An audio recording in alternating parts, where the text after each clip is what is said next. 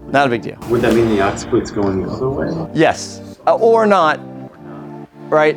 But most of the time, yes, right? Sometimes this is stable and this moves, right? And that's still a torsion. But oftentimes it's one goes one way and one goes the other way. Like that. Could tight suboccipitals kind of affect the cerebellum too? Could tight suboccipitals.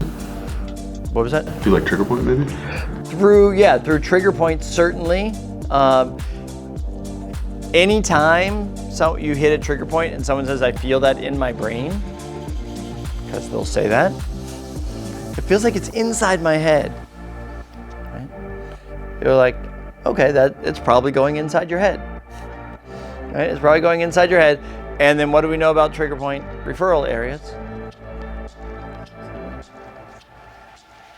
Right. What was I heard? Ischemic. Yeah, they're typically ischemic. They're typically not getting enough blood supply. Where they refer to, they're not getting enough blood supply. So now you're like, oh, there's a part of my brain that's not getting enough blood supply. Right? And then you're like, is that important? Probably. Probably.